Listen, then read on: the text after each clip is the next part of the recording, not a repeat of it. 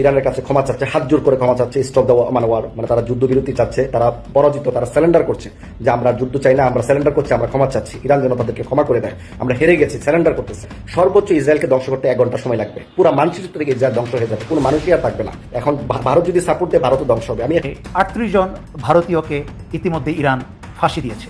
ইরানে 8 লাখ ভারতীয় কর্মরত ছিল। ইরান তাদেরকে 48 ঘন্টা সময় দিয়েছে ইরান ছেড়ে চলে যেতে। আজকে সিজ্জিল মিসাইলের মাধ্যমে ইরান মাটির সাথে ধূলিসাৎ করে দিচ্ছে ইসরায়েলের বিভিন্ন স্থাপনাগুলা। এই সিজ্জিল শব্দের অর্থ হলো জাহান্নামে পরিণত করছে ইসরায়েলকে। গণভোটের দিকে যাচ্ছে বাংলাদেশ। বিএনপির আশা ভরসা সমঝোতা শেষ হয়ে যাচ্ছে, একটা নতুন বাংলাদেশ আমরা পাবো। এই জায়গায় সমাধান একটাই, সাহস। জুকাঙ্গানে এই সালেস্টারে থাকা গোস্ট রাইডার, কেউ বলছেন অন্ধকারের যোদ্ধা, কেউ বলছেন প্রক্সি যোদ্ধা, তাদেরকে অবশেষে মাঠে নামাতে যাচ্ছে ইরান। কারণ এটা ছাড়ার গতি নাই তো। যারা ছিল এত বছর যাদেরকে পালছে, তারা এবার প্রকাশ্যে নামবে। বিএনপি, জামাত, ইসলামী আন্দোলন, এনসিপি সহ বিভিন্ন রাজনৈতিক অঙ্গনের নেতানেত্রীদের মধ্যে এখন যে সৌহার্দ্যপূর্ণ সম্পর্ক চলছে, এটাই হচ্ছে আসলে মূলত বাংলাদেশের মানুষ কামনা করে। আসসালামু আলাইকুম এভরিওয়ান, কি অবস্থা সবার? আশা করছি সবাই ভালো এবং সুস্থ আছেন। প্রতিদিনের মতো আবারও আরেকটি নতুন ভিডিওতে আপনাদের সবাইকে স্বাগতম। আপনারা ইতিমধ্যে কিছু অংশ বিশেষ এবং টাইটেল এবং থাম্বনেল থেকে বুঝতে পেরে গিয়েছেন ভিডিওটি কতটা গুরুত্বপূর্ণ হতে যাচ্ছে এবং রাজনৈতিক যে চলমান পরিস্থিতি তারও ধারাবাহিকতা আজকে আমাদের এই ভিডিওটি। আপনারা ইতিমধ্যে ভিডিওটি কিছু অংশ বিশেষ এবং টাইটেল থাম্বনেল থেকে বুঝতে পেরে গিয়েছেন ভিডিওটা কতটা গুরুত্বপূর্ণ, এবং পরবর্তী সম্পূর্ণ ভিডিওটা দেখলে আপনারা বুঝতে পারবেন কতটা গুরুত্বপূর্ণ এবং তথ্যবহুল। সম্পূর্ণ ভিডিওটি শুরু করার পূর্বে আমি আপনাদেরকে জানিয়ে রাখতে চাই, যারা আমাদের এই চ্যানেলটিতে নতুন অবশ্যই সাবস্ক্রাইব করে পাশে থাকবেন, এবং যারা ইতিমধ্যে সাবস্ক্রাইব করে ফেলেছেন আপনাদেরকে অসংখ্য ধন্যবাদ। তবে চলুন আমরা মূল ভিডিওটি শুরু করি। ইরানের কাছে ক্ষমা চাচ্ছে, হাত জোর করে ক্ষমা চাচ্ছে, স্টপ দেওয়া মানে ওয়ার, মানে তারা যুদ্ধবিরতি চাচ্ছে, তারা পরাজিত, তারা স্যালেন্ডার করছে যে আমরা যুদ্ধ চাই না, আমরা স্যালেন্ডার করছি, আমরা ক্ষমা চাচ্ছি, ইরান যেন তাদেরকে ক্ষমা করে দেয়, আমরা হেরে গেছি, স্যালেন্ডার করতেছে। এবং ওইখানকার এয়ারফোর্সও তারা তারা যুদ্ধ করতে চাচ্ছে না, তাদের ডিফেন্স যুদ্ধ করতে চাচ্ছে না, প্রচুর পরিমাণ তারা বিপদে পড়ে গেছে। কিন্তু আমেরিকা তাদেরকে ইন্ধন দিচ্ছে যাতে তারা যুদ্ধ করে, তারা ইরানের বিরুদ্ধে আমেরিকা পদক্ষেপ নিবে। কারণ আমেরিকা একটা আসলে একটা কুসংস্কার, এটা মানে খুব খারাপ একটা রাষ্ট্র বিশ্বের মধ্যে, কারণ তারা একটা অন্য একটা রাষ্ট্রকে উস্কানি দিয়ে দেয় যাতে ওই রাষ্ট্রগুলো ধ্বংস হলে ভবিষ্যতে যেন তারা অস্ত্র, গোলা বারুদ, ক্ষেপণাস্ত্র, মিসাইল, পারমাণবিক বোমা বা বিভিন্ন জিনিস যেন তারা বিক্রি করতে পারে। কারণ আমেরিকার মেইন বিজনেস আয়ের উৎস হচ্ছে তারা অস্ত্র, বিমান টিমান বিক্রি করা, এগুলো। কিন্তু আমেরিকা ভুলে গেছে যে ইরানের পাশে কারা ছিল, ইরানের পাশে কারা আছে।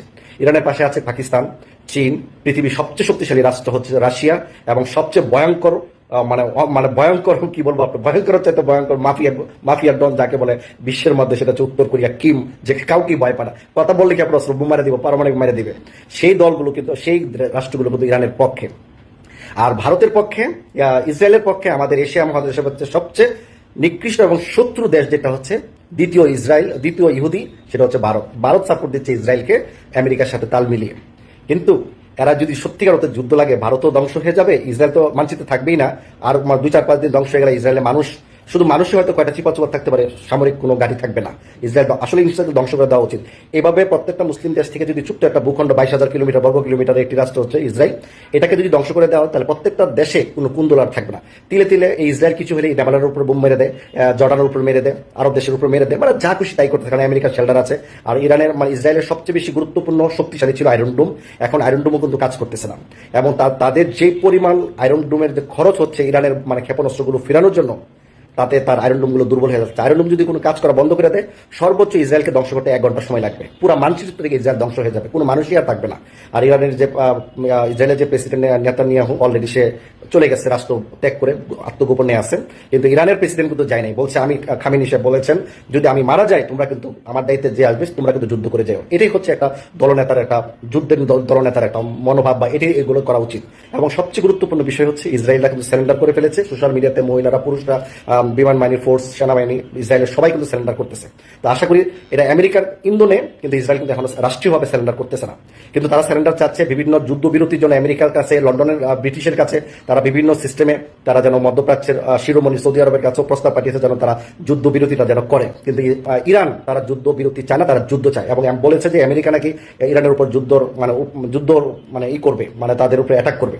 তো এই কথা বলাতে ইরান বলছে আমেরিকার উপর তারা পাল্টা আক্রমণ করবে, তাহলে তারা চুল পরিমাণ ভয়ের কোনো কিছু নেই। এবং বলছে মধ্যপ্রাচ্যের মধ্যে যতগুলো রাষ্ট্রে আমেরিকার ব্যাংক মানে আছে, তাদের যে রাষ্ট্রীয়ভাবে তারা স্থাপনা আছে, আমেরিকার যে ব্যাংকারগুলো আছে, আমেরিকার যে ব্যাচ ক্যাম্প আছে, প্রত্যেকটা আরব দেশে আছে। যেমন আমার কাতারে আমি যেখানে ছিলাম, আমার পাশেই আমেরিকার ব্যাচ ক্যাম্প আছে, প্রত্যেকটা ব্যাচ ক্যাম্প উড়িয়ে দেওয়া হবে, ইরানের হুমকি এটা।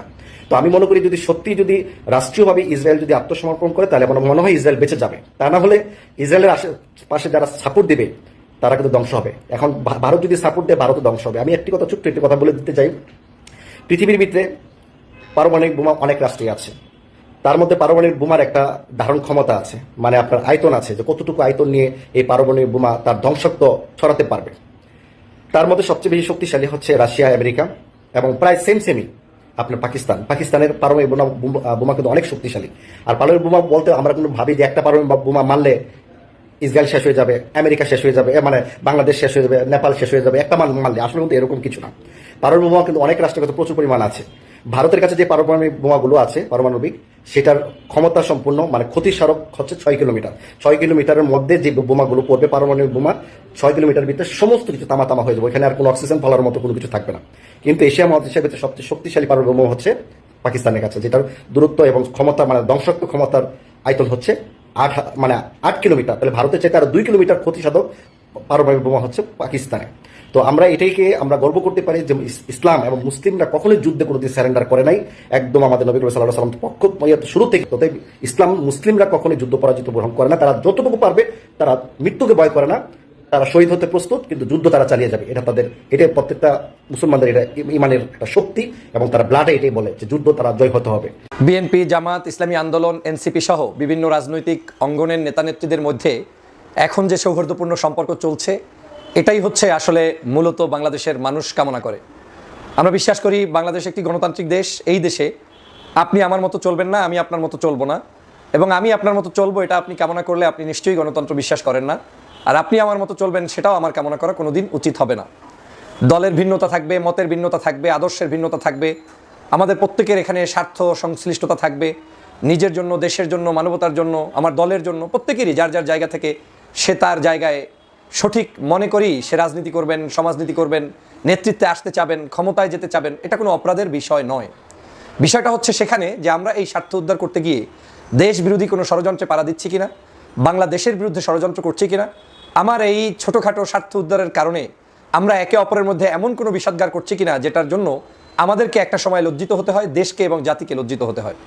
আমার কাছে সাম্প্রতিক সময়ে বিএনপি জামাতের যে অ্যাক্টিভিটিস এবং জামাত এবং অন্যান্য রাজনৈতিক দলের যে শক্ত অবস্থান রাজনীতিতে, সেটাকে খুব ভালো লেগেছে। আপনারা দেখেছেন সাম্প্রতিক সময়ে আপনার যে কমিশনের বৈঠকগুলো চলছে, যেখানে জাতীয় ঐক্যমত কমিশন তারা বিভিন্ন রাজনৈতিক দলগুলোকে ডেকে ডেকে বৈঠক করছেন। জামাত কিন্তু প্রায় অনেক দিন পর বলতে গেলে গত 16 বছরে তো বয়কট করার কোনো সুযোগ পায়নি, সংসদে সেই অবস্থানটা ছিল না। তো এই নতুন করে বয়কট করে একটি ধাক্কা দিলেন সরকারকে যে না, আমরা শক্ত অবস্থানে আছি এবং আমরা আমার মতকে, আমার গুরুত্বকে অনুধাবন করাতে চাই।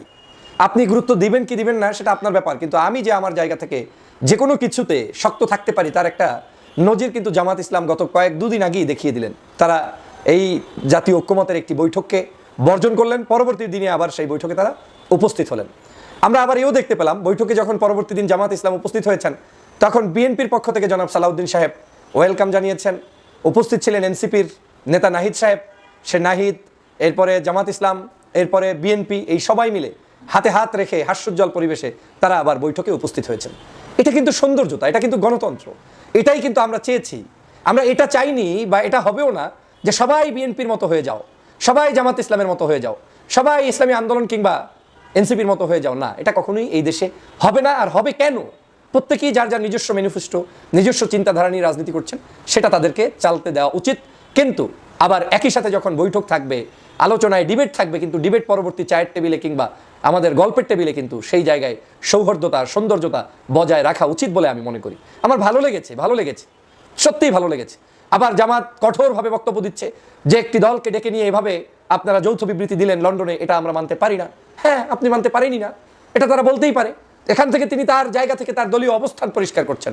আবার একই কথা বলে তারা কিন্তু বিএনপির সাথে গোসা করে বসে আছেন তেমনটা না, পাশাপাশি চেয়ারে বসে তারপরে ঐক্যমত কমিশনের বৈঠকে উপস্থিত থেকে হাস্যোজ্জ্বলভাবে যার যার মতামত দিচ্ছেন, ডিবেট করছেন। আবার একই জায়গা থেকে অন্যান্য ছোট দলও দু একজনকে দেখলাম, তারা বয়কট করে আবার হয়তো নতুন করে তারা সেখানে উপস্থিত হবেন বা হচ্ছেন। গণভোটের দিকে যাচ্ছে বাংলাদেশ। দর্শক, বিএনপির আশা ভরসা সমঝোতা শেষ হয়ে যাচ্ছে। একটা নতুন বাংলাদেশ আমরা পাবো। হ্যাঁ, তবে সেটা অনেক ক্রাইসিস এবং আরেক ধাপ বিপ্লবের মধ্য দিয়ে। আমরা স্পষ্টত দেখতে পাচ্ছি ঐক্যমত কমিশন ব্যর্থ হচ্ছে। কোনো বিষয়ে ঐক্যমত হওয়া আদৌ সম্ভব না। যে প্রশ্নগুলো বিভিন্ন দল উত্থাপন করেছে তাতে স্পষ্ট যে ঐক্যমত হবে না। তাহলে করণীয় একটাই, জামাত ইসলামী বলছে, ইসলামী আন্দোলন বাংলাদেশ বলছে, গণঅধিকার পরিষদ আর অনেকে বলছে যে গণভোট দিয়ে সমাধান করতে হবে, জনগণ যেটা চাইবে সেটা। এই কনসেনসাস কমিশনে যেসব বিষয়ে ঐক্যমত হবে তার বিরুদ্ধে অলরেডি অনেকে, আমরাই প্রশ্ন তুলবো যে ওখানে যাদেরকে দাওয়াত দিয়েছেন তারা কত পার্সেন্ট মানুষের প্রতিনিধিত্ব করে? 30 থেকে 33%, সব দল মিলে। আর বাকি 60% মানুষ অন্য লোকজন, 66%। তাহলে আপনারা এই 3 ভাগের 1 ভাগ মিলে ঐক্যমত হবেন আর সেটা আপনারা চাপিয়ে দেবেন, এটা তো হবে না। গণভোট দেন, জনগণ কি বলে চূড়ান্ত। সব জনগণের ভোট নিলে তার মধ্যে সব দল এসে যায় এবং অন্য স্টেক হোল্ডার যারা আছে, নন পলিটিক্যাল ক্যারেক্টার বা নন পলিটিক্যাল অ্যাক্টরস, সবাই চলে আসে। অতএব একটা বিষয় হচ্ছে যে এই ঐক্যমত কমিশন থেকে এখন আমরা তেমন কিছু আশা করছি না, কারণ এখানে নাটক চলছে। আবার বিএনপি পরিকল্পিত হট্টগোল করছে, বিএনপি বিরোধী বক্তাদের বক্তব্য থামিয়ে দিচ্ছে, তারা দাঁড়িয়ে যাচ্ছে, রাগ হয়ে চলে যাচ্ছে। এগুলো সব নাটক, বিএনপি শিখিয়ে দেওয়া। তো এই জায়গায় সমাধান একটাই, সেটা হচ্ছে দর্শক, গণভোটের আয়োজন করা। গণভোটের আয়োজন করতে হবে, এছাড়া কোনো উপায় নেই। গণভোটের আয়োজন করলে বিএনপির যে সমঝোতা, ঠিক আছে, আমরা যেটা বলবো ওইটা এই সিস্টেমে আপনারা বাস্তবায়ন করে দিবেন। আপনাদের এই দেবো, আমাদের এই দেবো, এগুলো তো আর হচ্ছে না। এখন জনগণ যা বলবে সেটা। আর গণভোটের এজেন্ডা কি দিবে এটাও কি বিএনপির ইচ্ছা মতো হবে না? এটাও হিসাব নিকাশ করে দিতে হবে। তো দর্শক, বিএনপির সমঝোতা, বিএনপির মতো করে সবকিছু সাজানো, তাদের মতো করে নির্বাচন করা, তাদের মতো করে সিদ্ধান্ত নেওয়া, তাদের আশা আকাঙ্ক্ষা পূরণ, এটা গণভোট হলে সম্ভব না। গণভোট হলে জনগণের আকাঙ্ক্ষা পূরণ, জনগণের সাথে বিএনপি সম্পর্ক নেই। এই জন্য বিএনপি কিন্তু গণভোট চায় না। এই জন্য বিএনপি তত্ত্বাবধায়ক সরকারের অধীনে স্থানীয় সরকার নির্বাচন চায় না। তো দর্শক, দেশ যে গণভোটের দিকে যাচ্ছে, শুধু এটা, আরো নানান বিষয়, এটা তো ঐক্যমতের ক্ষেত্রে বললাম যে বিভিন্ন সংস্কার, বিভিন্ন বিষয়ের ক্ষেত্রে আরো নানান বিষয়। ফেব্রুয়ারিতে নির্বাচন সম্ভব না। ফেব্রুয়ারি বাংলাদেশে একটা কুফা মাস পলিটিক্যাল হিস্ট্রিতে। 15 ফেব্রুয়ারি আপনারা জানেন না? তাও আবার যদি হয় জোর সাল। ভারতের এজেন্ডা বাস্তবায়নের সাল হচ্ছে জোর সাল। 2014 সালে 5 জানুয়ারি ভারতের এজেন্ডা বাস্তবায়ন হয়েছে। জোর সালে ভারতের এজেন্ডা, 2018 সালে ভারত একদম নিজেরা ভাগ বাটোয়ারা করে বাস্তবায়ন করে। 2024 সালে ভারতের প্রার্থী নির্বাচন করেছে।